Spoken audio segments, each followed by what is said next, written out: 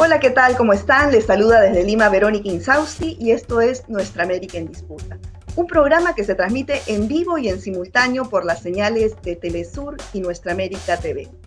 Bueno, antes que nada, en este pequeño espacio, instamos a que el conflicto en Ucrania se resuelva respetando el derecho internacional humanitario. Ya, como han visto, se han desatado en paralelo una guerra mediática. ¿Quién lleva la verdad de los acontecimientos? Hay que tener mucho cuidado, saber discernir y sacar sus propias conclusiones. Lo cierto es que estos cálculos políticos, intereses, económicos de los que manejan el mundo afectan a millones de ciudadanos inocentes y lo único que traen son desgracias para la humanidad. De hecho, también vamos a ver las consecuencias económicas en el mundo y en América Latina, en nuestra región. En esta emisión tenemos como invitado a uno de los más destacados economistas e investigadores de nuestra región. Hablamos pues de Andrés Arauz. Él además ha sido candidato en las últimas elecciones en el Ecuador. Muchas gracias, Andrés, por estar aquí. Bueno, de hecho te habíamos invitado para hablar de temas trascendentales, de impacto económico en nuestra región, pero antes que nada una pregunta de rigor. ¿Qué crees que pueda pasar con los acontecimientos que están en desarrollo y cómo va a afectar económicamente a nuestra región esto? ¿Cómo podría afectar? Bueno, muchísimas gracias por la invitación, Verónica. Un saludo a Nuestra América TV, a Telesur y a todo el mundo quien nos puede ver y acompañar en esta emisión. Sí, mira, la verdad, entramos con una situación inesperada, creo yo, para muchos. La tensión en Ucrania se convirtió ya en un escenario bélico con quizás el impacto para América Latina a derivarse de las sanciones que se esperan que se emitan en las próximas horas en contra de la Federación Rusa y que definitivamente tendrán relación con la relación que tiene, Rusia con el resto del mundo a partir de las transacciones financieras. El que se quite a Rusia del sistema SWIFT, el que se les impida usar el acceso al sistema financiero estadounidense, el que incluso se les prohíba utilizar el euro para sus transacciones internacionales, va a significar una caída sustancial e inmediata de las exportaciones latinoamericanas hacia Rusia.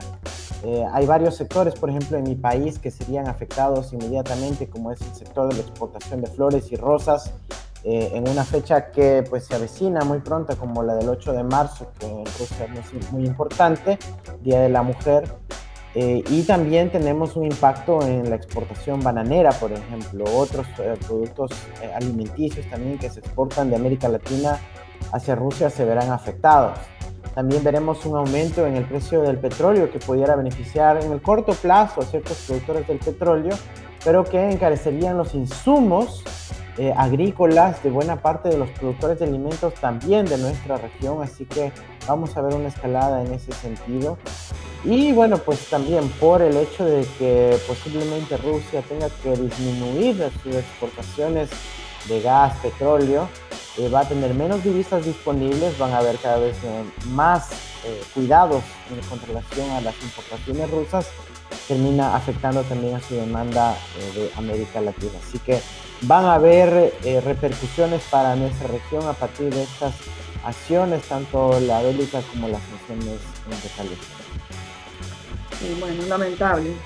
Bueno, sobre el programa en sí, ¿no? El programa anterior, pues abordamos en concreto la deuda de los 45.000 millones de dólares que tiene Argentina con el FMI y este acuerdo para renegociar los pagos, ¿no? Argentina pues ha sido de los pocos países o el único país de Latinoamérica que ha usado sus DECs para poder pagar parte de la deuda.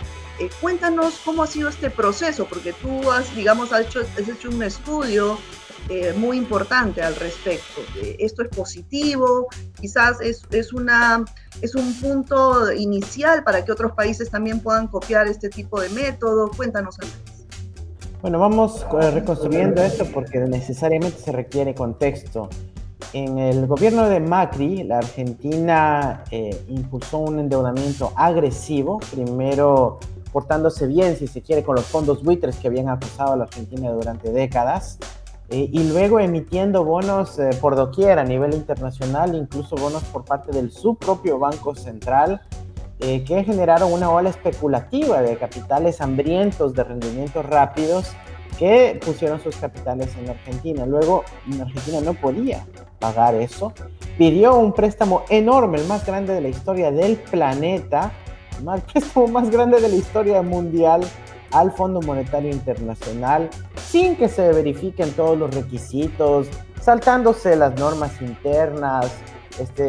Trump dijo que era un préstamo político para ayudar a Macri en sus esfuerzos de reelección y además para solventar pues estos pagos a los especuladores que habían estado jugando con el futuro del pueblo argentino, jugando con la moneda argentina, jugando con las divisas del pueblo argentino. Entonces llega este préstamo del Fondo Monetario, a los 5 minutos ese dinero se escapa a través de fuga de capitales, pagando a los especuladores, y la crisis se perenniza y se vuelve una cuestión estructural en el caso del pueblo argentino. Argentina ha venido renegociando tanto la deuda que dejó Macri como el acuerdo con el Fondo Monetario durante años ya, y el año pasado tuvimos una emisión extraordinaria a causa de la pandemia de derechos especiales de giro.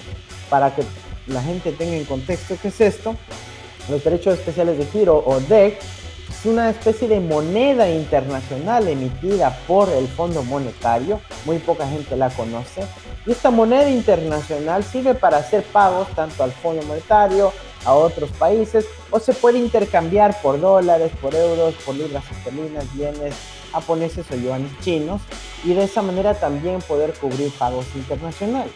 ¿Qué es lo que pasa? Que tradicionalmente esos DEX son parqueados, se los deja inmovilizados en una cuenta en el Banco Central sin ningún uso, pero en esta ocasión, el año pasado, junto con Latindad, hicimos una propuesta al mundo para que los DEX puedan también ser utilizados de forma fiscal, es decir, en los presupuestos de los países para financiar la recuperación económica, la inversión en la salud, la adquisición de vacunas y también pues a generar un alivio de deuda para los pueblos que así lo necesiten, en este caso el pueblo argentino.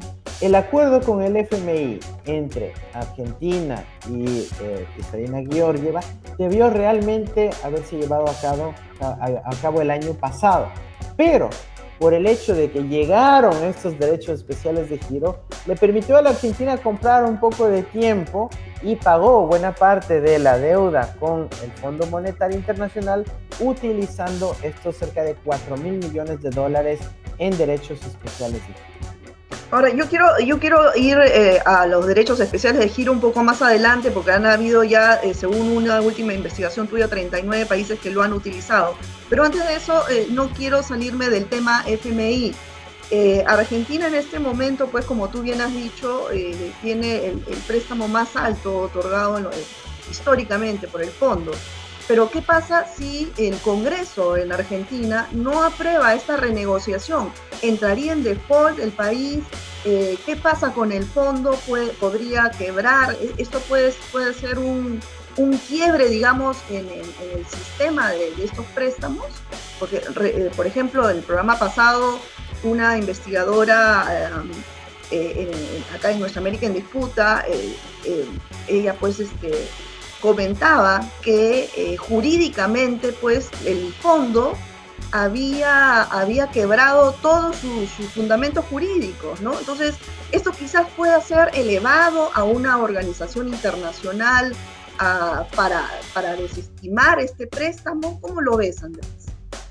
Mira, primero hay que tener claro que el nuevo acuerdo que se ha llegado entre el gobierno argentino, liderado por el presidente Fernández, y el Fondo Monetario Internacional, que bueno, está por cristalizarse, hay un preacuerdo, efectivamente, hay pasos previos que se requieren de lado y lado, pero la expectativa es que se va a llevar allá. Es un préstamo no para invertir en el desarrollo de la Argentina, no para construir infraestructura, no para invertir en ciencia y tecnología, desafortunadamente. Es un préstamo para pagar el anterior préstamo de Macri que se viene a vencer en los próximos meses y de aquí a 2 años. Es decir, el préstamo que dio el FMI al gobierno de Macri no solo que violó todos sus protocolos jurídicos, como bien lo señalas, sino que además fue hecho en un cortísimo plazo, a propósito, para poder tener arrinconado y chantajeado al que iba a ser el futuro gobierno de la Argentina a seguir bajo la dependencia del Fondo Monetario Internacional, y eso es muy importante de tener en cuenta en ese contexto. Aquí no se trata de un nuevo acuerdo con el FMI, es apenas la reestructuración, la ampliación del plazo de lo que se endeudó el gobierno de Macri. Ahora, ¿pero esto se puede desconocer, Andrés, ante tribunales internacionales? Mira, la respuesta corta es no. Desafortunadamente no se puede hacer eso. Incluso cuando Cuba salió del Fondo Monetario Internacional en los años 60, tenía una deuda con el Fondo Monetario, y por más que desconocía, denunciando las inequidades, la simetría, el poder de un solo país en esa institución, Cuba terminó pagando ese préstamo al Fondo Monetario, aun cuando ya dejó de ser miembro del Fondo Monetario, porque lamentablemente el Fondo Monetario ha establecido una serie de cláusulas que se denominan cross default, en donde dice que si un país no paga al Fondo Monetario, se considera incumplimiento de sus obligaciones con la CAF, con el Banco Interamericano, con el Banco Mundial, con los bonos privados, con otro tipo de deuda bilateral que puede haber con países amigos, etc. Es decir, está anclada y solapada y de cierta manera vinculada a la deuda con el Fondo Monetario Internacional con todas las deudas externas vigentes en el sistema. Entonces, pero entonces, ¿cuál sería la mejor salida, Andrés? Porque claro, acá el pueblo argentino ha salido a las calles, dice que ellos no se van a bancar un préstamo trucho, ¿no? Que lo debería estar pagando Macri y sus amigos. Entonces, ¿cuál es la mejor alternativa para salir de esto para el gobierno de Fernández? Lamentablemente aquí no se trata de la mejor alternativa, sino la que, entre comillas, sería la menos peor, ¿no? La menos mala. Entonces, el escenario de default en las condiciones actuales, por esta serie de cross defaults que acabo de mencionar, sería realmente crítico para la Argentina. Más bien, yo creo que la solución que ha optado el presidente Fernández es la menos desfavorable para la Argentina. Es un acuerdo que tiene bastante flexibilidad, se han generado precedentes, el propio FMI ha reconocido sus culpas. Lo que sí creo que se puede hacer es, una vez que se concrete esta reestructura, este nuevo préstamo, para poder pagar el anterior, se siga cuestionando a nivel de la legislación doméstica y de la legislación internacional el préstamo anterior, el préstamo original otorgado a Macri, porque tiene que haber algún tipo de responsabilidad.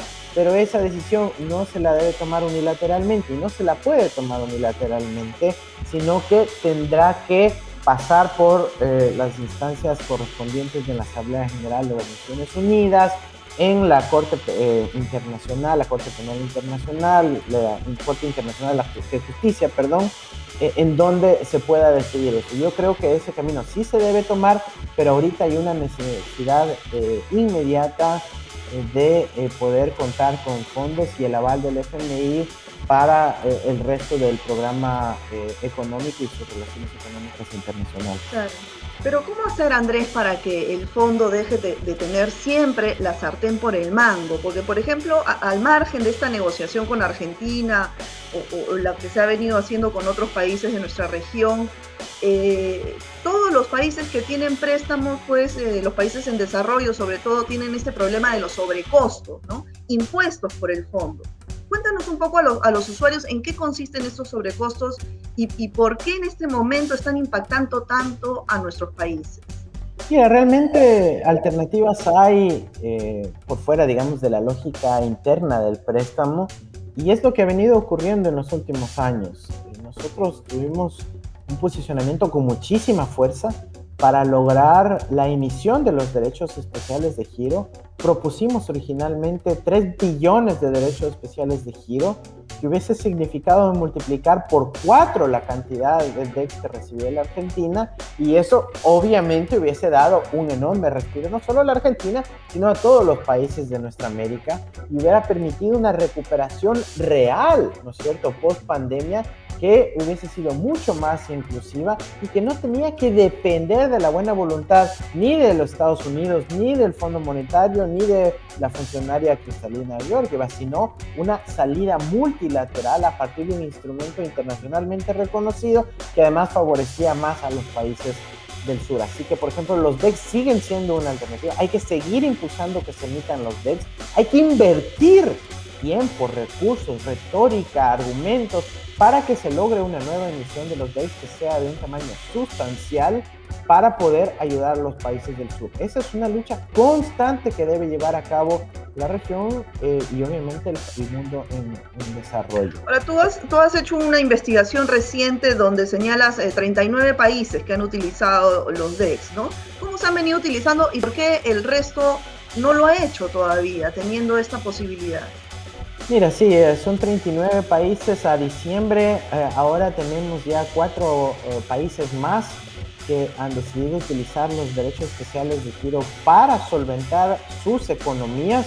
Es decir, está sirviendo el instrumento y están siguiendo nuestras recomendaciones de que no solo lo mantengan en los balances de los bancos centrales, que muchas veces son autónomos, independientes, no quieren dar una mano a la recuperación económica que promueven muchos de los gobiernos, sino que ahora están directamente incluidos en los presupuestos del Estado. Eso es muy importante, es un avance paradigmático sin precedentes en el planeta y que nos da esperanzas de que se puede actuar así de manera más coherente en el futuro. Los países que lo han utilizado han hecho varios usos, ¿no es cierto? Por ejemplo, han ordenado a sus bancos centrales que los transfieran a los gobiernos, han pedido que los bancos centrales les presten los recursos a plazos muy largos, incluso algunos indefinidos, para que puedan ser utilizados. Es decir, han encontrado los mecanismos contables y legales para que eso ocurra. Desafortunadamente todavía no es la totalidad de los países. Vemos que hay mucho uso en África, mucho uso en Europa Oriental, mucho uso en países de América Latina inclusive, pero hay muchos países que están desesperados y que no se dan cuenta todavía que sí tienen esta opción. ¿Por qué? Por dogma, básicamente porque dicen no, al Banco Central no hay que presionarle, no hay que toparle, no hay que pedirle favores, y si el FMI le dice al Banco Central que los DECs no pueden ser utilizados, no hay que utilizarlos. Eso es una ingenuidad absoluta y que está causando daño directo a la población de esos países que aún no lo aprovechan. Pero, por ejemplo, ¿qué países podrían utilizar los DECs para pagar su deuda con el FMI, como lo ha venido haciendo Argentina? Mira, todos los países que tienen obligaciones con el fondo pudieran utilizar los DECs para pagar y prepagar esa deuda y deshacerse inmediato de ella. Estamos hablando de mi propio país, en el caso del Ecuador, estamos viendo que hay otros países que están a punto de entrar a nuevos acuerdos con el Fondo Monetario cuando tienen los DECs disponibles ahí, evitando la necesidad de endeudarse con el FMI. Entonces, realmente hay varios países que pudieran aprovechar este instrumento. Pero es un tema de desconocimiento, de dogma, como tú dices. Es un tema de hay que romper con cuando eso. no lo es, y cuando ya llega a ver el conocimiento, es un tema de dogma, de fijación. Y yo creo que quienes más pudieran aprovechar esto en estas circunstancias, en esta región, son los países centroamericanos. Los países centroamericanos tienen sustanciales dotaciones de DEC.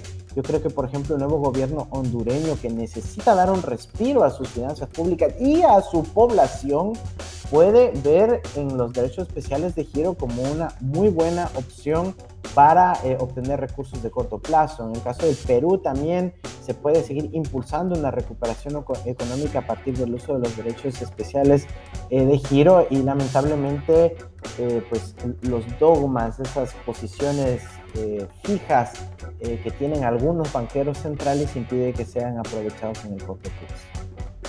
Ahora, regresando, Andrés, a las sobretasas que impone el fondo, ¿cuáles han sido los países más afectados y cómo negociar esto?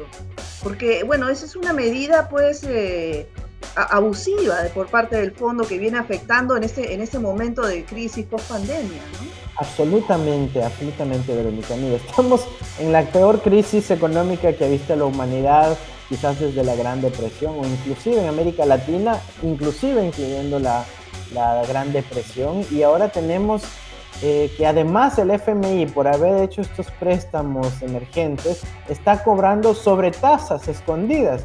Es como esas tarjetas de crédito que te dicen la tasa de interés de promoción es bajita, pero luego te cobran unas comisiones que estaban escondidas. Lo mismo está haciendo el Fondo Monetario Internacional, mantiene una política de opacidad, es decir, no dicen la verdad de cuál es el verdadero costo de la tasa de interés de los préstamos que hace el Fondo Monetario Internacional a los países. Dicen que es del 1%, pero puede llegar hasta el 4%, es decir, 300% veces más que la tasa originalmente promovida, ¿no es cierto?, en la política oficial, porque tienen estas sobretasas escondidas. Ahorita América Latina asume buena parte del coste de estas sobretasas. Estamos hablando que Argentina, que Ecuador están pagando estas sobretasas, también otros países del mundo como Pakistán, Egipto, la misma Ucrania en este momento están pagando estas tasas escondidas, estas sobretasas que no deberían ser en el contexto de una recuperación post-pandemia, ¿no? Realmente es perverso.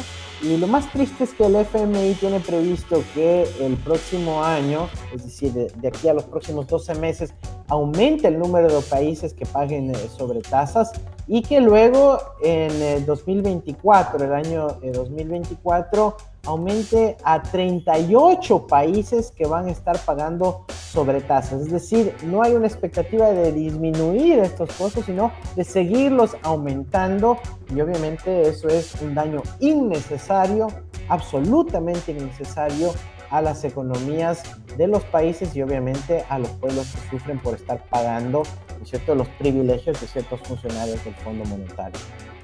Bueno, otra historia sería si existiera UNASUR y podríamos los países de la región negociar en bloque con el fondo, ¿no? Pero mientras que cada uno negocie por separado, pues siempre van a haber estos abusos, ¿no? Ha habido iniciativas de América Latina, por ejemplo, la creación se llamaba el cartel de deudores del grupo de Cartagena en los años 80, cuando los países latinoamericanos se vieron en una situación de dificultad en materia del endeudamiento externo. Recordemos la crisis de la deuda del 81, y los países sí se decidieron organizar. Ahora cualquiera que quiera buscar en el internet, ¿no es cierto?, el grupo de Cartagena, el grupo del cartel de deudores, va a darse cuenta que hubo incidencia de las agencias de inteligencia norteamericanas para destruir este grupo de deudores, para destruir la posibilidad de unidad de los países en poder renegociar la deuda, y no solo cada país por sí mismo, sino hablando como región, defendiendo una identidad común.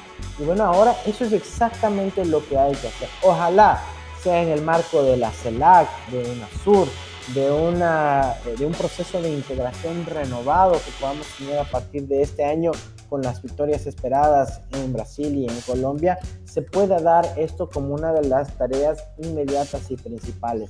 No podemos dejar que nuestros hermanos argentinos estén sufriendo solos, o que nuestros hermanos hondureños, o de Barbados, o de Ecuador, sino que tiene que haber una política regional conjunta para poder salir de esta dependencia del endeudamiento externo y brindar condiciones de dignidad a nuestros pueblos. Bueno, última pregunta, Andrés, pues se nos va el tiempo, pero aparte del endeudamiento externo, Óscar Ugarteche también acaba de publicar un informe sobre la deuda interna en América Latina, que es mayor incluso que la externa. ¿Cuál es tu diagnóstico para nuestra región en este 2022? Bueno, la deuda interna cada vez ha crecido con una mayor dimensión. Los países han optado por endeudarse en sus monedas nacionales. Eso creo que es de cierta manera es preferible endeudarse en monedas nacionales que endeudarse en monedas extranjeras, porque la una pues la controlas tú, la emites tú, y la otra tienes que depender de los favores que te haga los Estados Unidos o el Fondo Monetario. Entonces, por ese lado es favorable el tema de que se ha decidido optar por endeudamiento interno, pero quizás la parte grave es que termina siendo un motor de la desigualdad, porque no es que esta deuda interna va para favorecer, muchas veces, ¿no es cierto?, no ocurre, que va a los fondos de la seguridad social o a los fondos de los sindicatos o de los maestros, etcétera, sino que va a las élites de los respectivos países, a sus clases dirigenciales en términos, por ejemplo, de sus banqueros, que terminan extrayendo rentas, extrayendo riquezas al erario nacional, al presupuesto público, y quitando esos recursos de la salud, de la educación, de la política de vivienda, de cuidados, etcétera, etcétera. Entonces, yo creo que ahí la principal preocupación es una de desigualdad, y tiene que haber una clara orientación hacia más bien construir marcos macroeconómicos que permitan tener soberanía en términos de la política económica, evitar, ¿no es cierto?, que los flujos especulativos del exterior nos obliguen a subir tasas de interés, y más bien reducir, ¿no es cierto?, los recursos que se van orientados a estas élites que terminan generando ingresos permanentes a partir de haber simplemente comprado deuda. Bueno, ese sería el deber ser, ¿no? Ojalá que se acerque un poco al accionar concreto, ¿no? Porque vemos esto, vemos la deuda externa que has explicado también durante el programa, lo que comentabas al inicio sobre los efectos económicos que podría traer este conflicto en Ucrania. Entonces, la situación para el mundo y para nuestra región no es muy positiva, ¿no? A todas luces. Sí, hay, digamos, es una época de incertidumbre. Realmente los equilibrios que se tenían tanto a nivel geopolítico, multipolar, pero también en términos de la posibilidad de que un capitalismo un poquito más humano se pueda llevar a cabo, cada vez se ve más difícil. El aumento de la desigualdad a nivel planetario se ha incrementado, tanto a nivel mundial como en cada uno de los países, y eso lo viven los ciudadanos latinoamericanos. Eso es evidente, donde al mismo tiempo hay hambre, pobreza, desesperación. Vemos cómo las élites tienen paraísos fiscales, cuentas offshore secretas afuera, en Miami, en Panamá, en lugares escondiéndose de la autoridad tributaria, evadiendo impuestos y sacando esa divisa que es tan importante para poder invertir en tecnología, en promoción del desarrollo de nuestros países. Así que esta desigualdad está marcando la era moderna en América Latina, y si no la combatimos de frente con políticas que permitan mejorar la recaudación, evitar la fuga de capitales, evitar la opacidad y promover la transparencia y la inversión del gasto público en los derechos de nuestros ciudadanos, se nos viene una crisis permanente, una polarización más profunda, aumentada por la lupa, la magnitud de los fenómenos como las redes sociales, que profundizan los conflictos y la polarización social. Bueno, Andrés, ha sido un honor nuevamente tenerte aquí en el programa. Muchísimas gracias. Espero poder contar con tu participación en una próxima oportunidad. Cuídate mucho. Un placer, Verónica. Muchísimas gracias por la invitación y a seguir forjando la unidad de nuestra América. Así es. Bueno, amigas y amigos, esto ha sido todo por hoy. Espero que estén bien, se cuiden y tengan una muy buena semana. Nos vemos. Chao.